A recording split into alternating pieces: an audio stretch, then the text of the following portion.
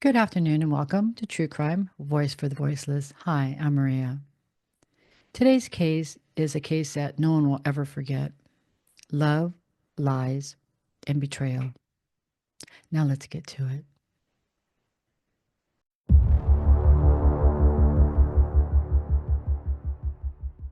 This case begins with a woman named Candy Lynn Montgomery. She was born on November 15th of 1949 in Lucas, Texas. Her father was in the army, so they traveled a lot when she was a child. Candy was very outgoing. When people met her, they loved her right away. She had that effect on people. Now, when she was 18 years old, she met a man named Pat Montgomery.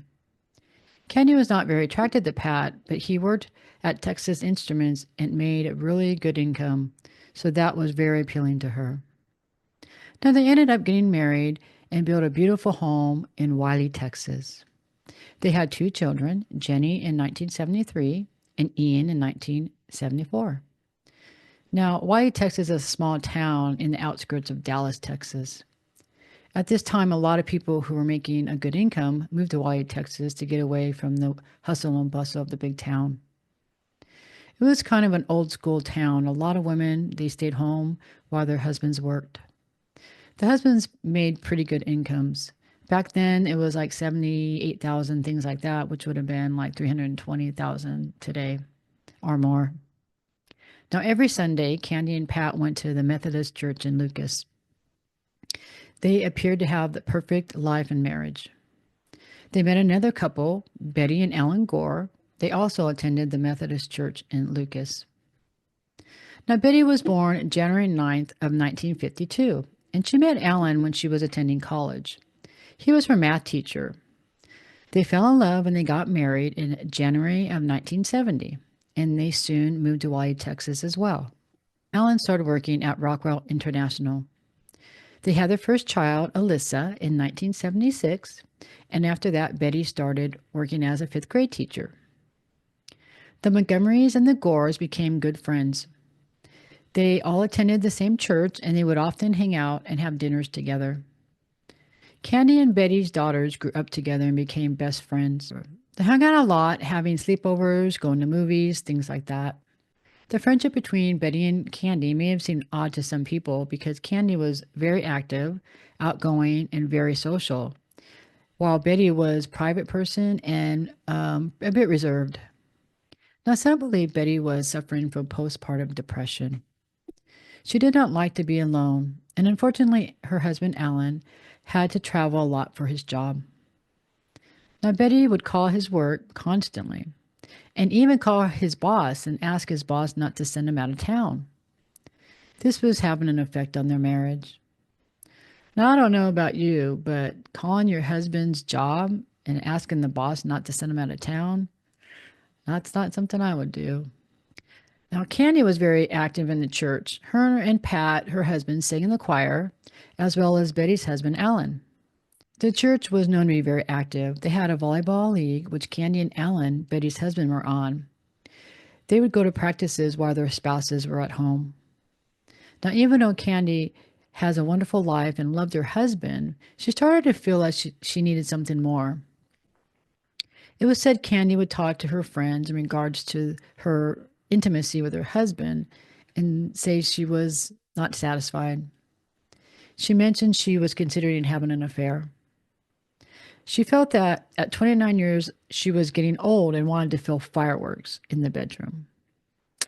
29? Old? I wish I was 29. One night, when Candy and Alan, Betty's husband, were at the church playing volleyball, they accidentally bumped into each other while going for the ball. That was the moment that Candy realized she wanted to have an affair with him. She said he smelled good and she liked that. One night when Candy and Alan were walking to the cars in the church parking lot, Candy approached Alan. She told him that she would like to talk to him when he had the time. I'm not sure she was actually expecting to do it at that moment, but he said, "I can talk right now." So Candy got into his car and she small talked at first. Then she said, "I've been thinking about you a lot. I'm attracted to you, and I'm not sure I want you to do anything about it." Then she exited the car without letting him say anything. I bet Alan was shocked. to say the least, especially because Candy was an outgoing and active woman, and Alan was kind of a shy man.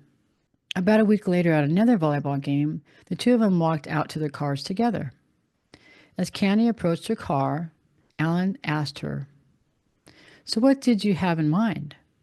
Candy replied, "Would you be interested in having an affair?" Alan was shocked at first.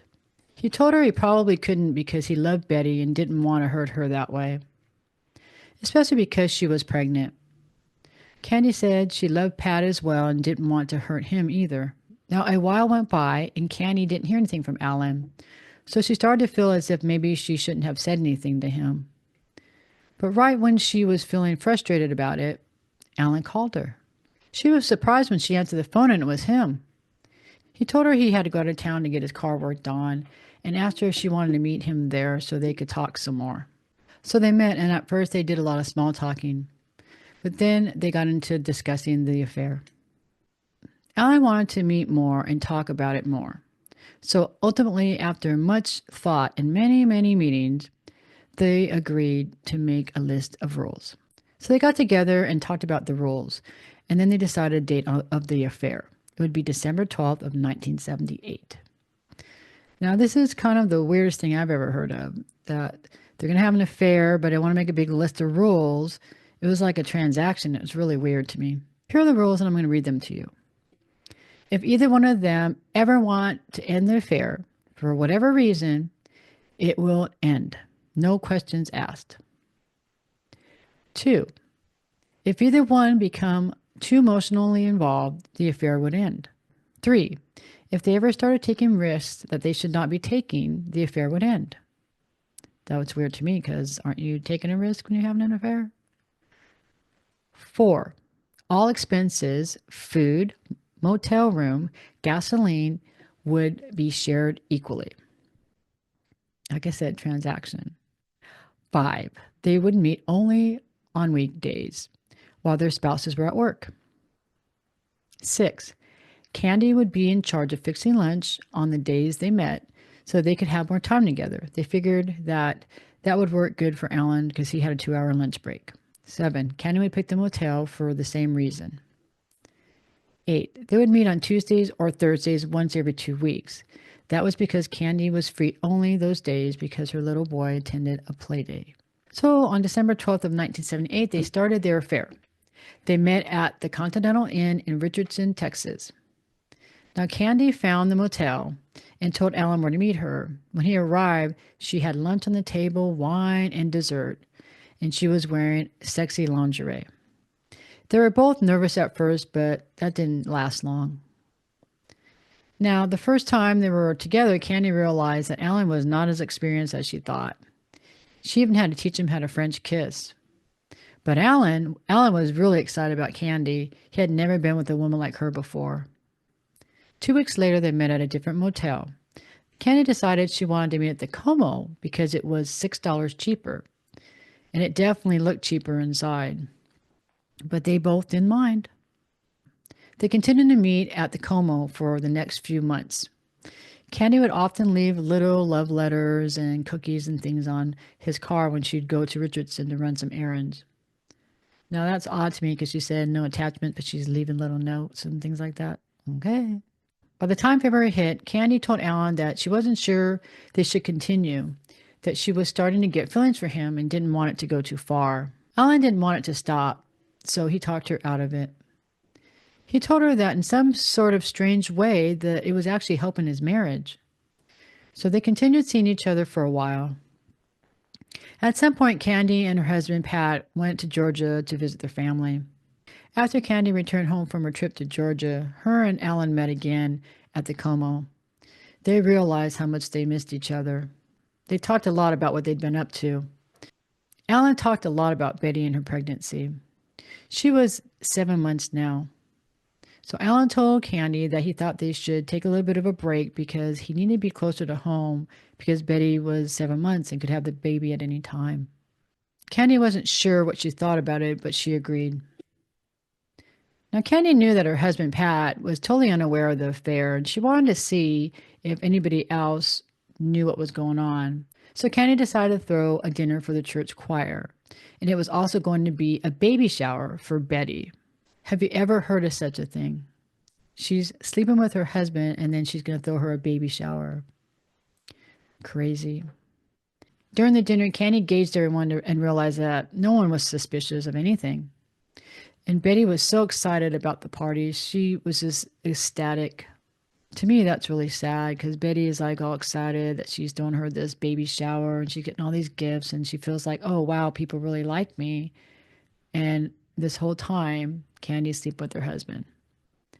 It's just horrible. Now, in July 1979, Betty gave birth to her second daughter, who she named Bethany. Betty and Alan became much closer after the baby was born, but that was short lived because Candy and Alan started up with their affair again. They met at Tacoma a few weeks later. Now, on that night when Alan arrived home, Betty approached him for intimacy. Alan was just with Candy and he was in no position to accommodate her with that, so he refused her. Betty was devastated. She felt as though Alan didn't love her anymore and wasn't attracted to her anymore because of the baby weight. Betty never asked for intimacy before. This was the first time.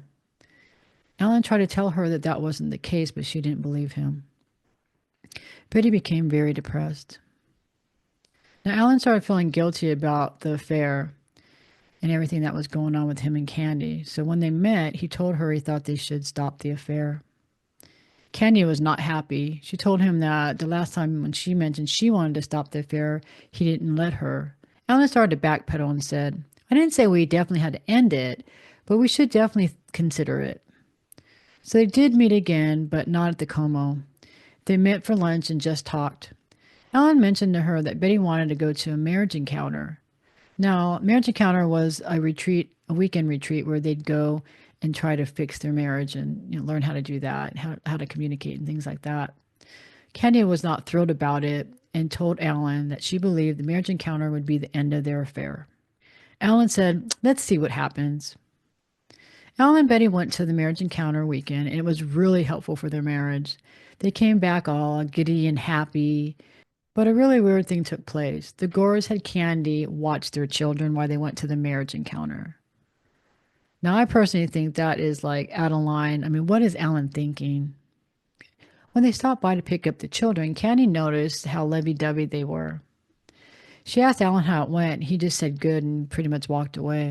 Candy and Alan ended up meeting the following week. They had a picnic, and Alan did most of the talking. He went on and on about how great it was between him and Betty and how the marriage encounter really helped their marriage.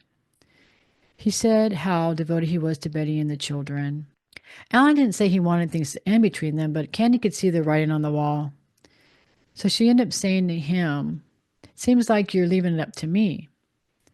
So Candy ended the affair, telling Alan that she would no longer call him or bother him anymore.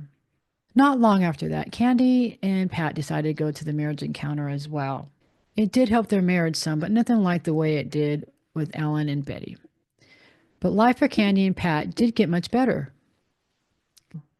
On the morning of Friday, June 13th, 1980, Candy drove to Betty's house to pick up a bathing suit for Alyssa, Betty's oldest daughter, because she spent the night before, and they had invited her to stay one more day so they can go and see the movie The Empire Strikes Back that night. But Alyssa and Candy's daughter had swimming lessons the next morning, and so Candy thought that it would be a good idea if she helped Betty out and took Alyssa with them. When she arrived at Betty's house, Betty was a bit surprised because Candy wasn't supposed to be there until noon. Betty invited her in. She offered her some coffee, but Candy declined. Okay. Candy asked where baby Bethany was, and Betty said, oh, I just put her down for a nap. Betty told Candy Alyssa didn't like to put her face underwater, so she would reward her with peppermint candies. They chatted for a bit, and then Candy told her she needed to go and run some errands and asked Betty for the bathing suit. Now, allegedly, Betty asked Candy if she was having an affair with Alan. First, Candy denied it. Betty said, but you did.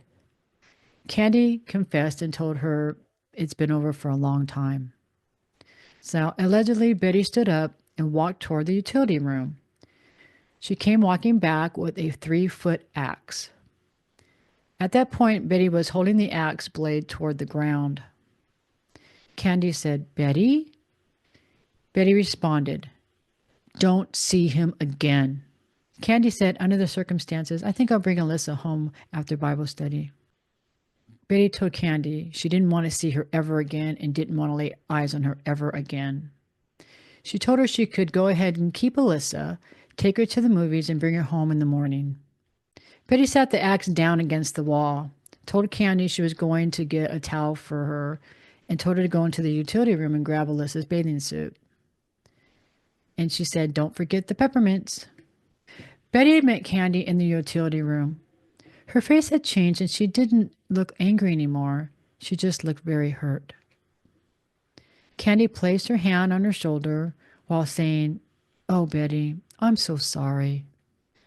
This allegedly threw Betty into a rage. Betty pushed Candy and grabbed the axe, yelling, "You can't have him. You can't have him. I'm going to have a baby and you can't have him." They started wrestling over the axe. Betty jerked it away, and as she did, the axe hit Candy on the side of the head, and blood started to flow. They both tried to get control of the axe. Betty swung the axe and hit Candy in the toe.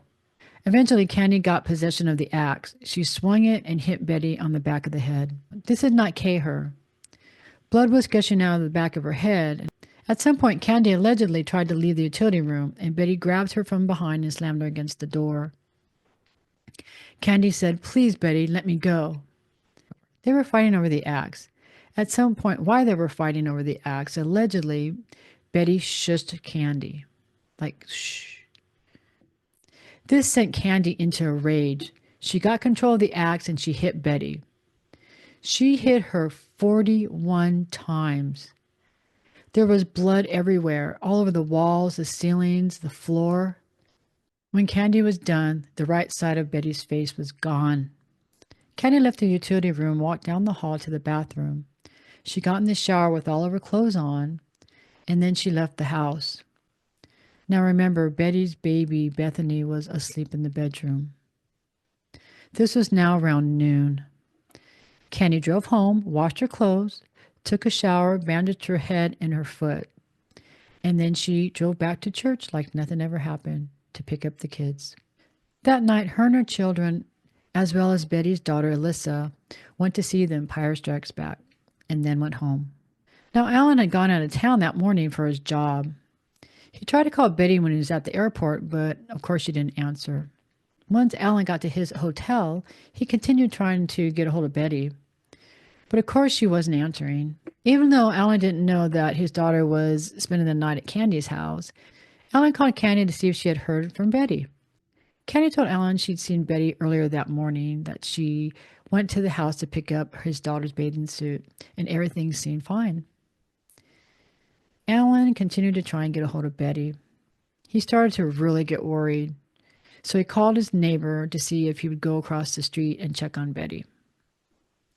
The neighbor went across to the house, and he seen all the lights were on and that nobody was answering the door, and the car was actually in the driveway.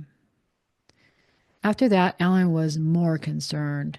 He asked him to go back over there and do whatever he could to get into the house and see what was going on. As the neighbor was walking across the street, two other neighbors approached him because Alan had called them as well. So the three men went to the house. They tried to see what was going on, and at some point they realized that the front door was actually unlocked, so they went inside. They called out for Betty, but there was no response. Then they heard the baby crying. They went to the baby's room and found her crying in her crib, covered in feces. She was crying so hard her voice was hoarse because this had been 13 hours that she was left alone. They covered her up with a jacket and took her out of the house. They then continued to look for Betty. One of the gentlemen walked down the hallway to the utility room, opened up the door slowly, and seen Betty on the ground in a pool of blood.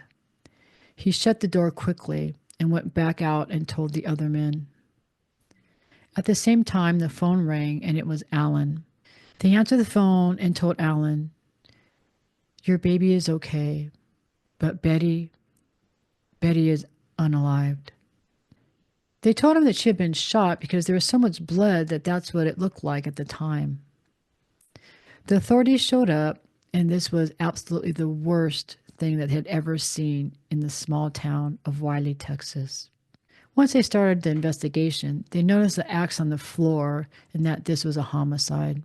They found a bloody fingerprint on the refrigerator door and a bloody footprint on the floor. They quickly realized this was a small statured person. Now, Wiley, Texas is a small town. Everybody pretty much knows each other, and they were all horrified at what had happened because everybody left their doors unlocked and nobody even locked their doors. They ended up interviewing Alan, and when they asked him if he knew of anybody that wanted to hurt Betty, he said no. A few days later, Alan called the investigators and told them he had not been 100% truthful. He told them that he had actually had an affair with somebody in the past, but it had been over for a while. When they asked him who it was, he told them it was Candy Montgomery. Now, that was an aha moment to the investigators because Alan had mentioned that Candy had went to see Betty that morning. Now, when the investigators contacted Candy and they told her that they wanted to interview her, she took the flip-flops that she was wearing during the M of Betty and cut them in tiny little pieces, and then she threw them away. During the interview, they noticed that Candy had bruises and cuts on her foot. Candy acted like she knew nothing about the crime and was trying to be very helpful. They asked her for her fingerprints, and it came back as a match, and Candy Montgomery was arrested. Now, the whole town of Wiley was shocked and could not believe Candy would do something like this. And it was really hard for them to understand how a woman of her stature could use an axe that big and hit somebody 41 times. She was a church-going woman, and everybody loved her. The town was behind her and believed she was innocent. Now, she went to trial, and the defense said it was self-defense. Her defense lawyer had her evaluated, and she was put under hypnosis by Dr. Fred Fazon. During the trial, it came out that Candy suffered from a childhood trauma. And when Betty shushed her, it threw her into a rage. It was stated that when Candy was a child, she got injured and was bleeding horribly, that her mother took her to the hospital, and when they were in the hospital, she shushed her and told her to stop crying. What will people think? Now, it also came out that Candy had another affair with someone else after her and Alan had broke off their affair. Prosecutors said Candy killed Betty out of jealousy.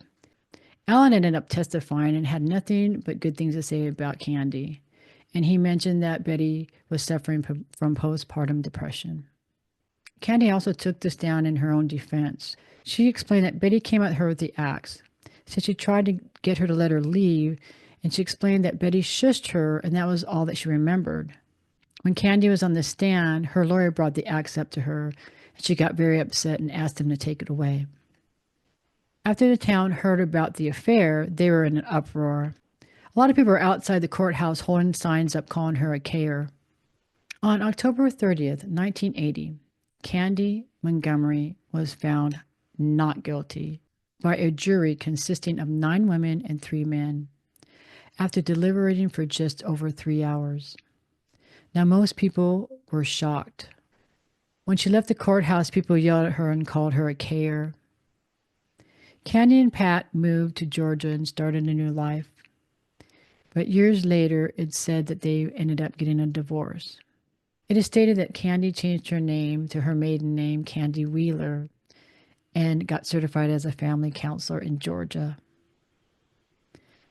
I don't understand how that can happen, and I'm a loss for words, to be honest with you. This is really outrageous.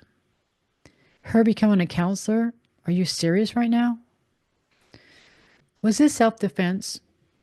Let me know your thoughts in the comments below. And please don't forget to like and subscribe if you enjoyed the video. Thank you so much for watching True Crime Voice for the Voiceless. Until next time, bye for now.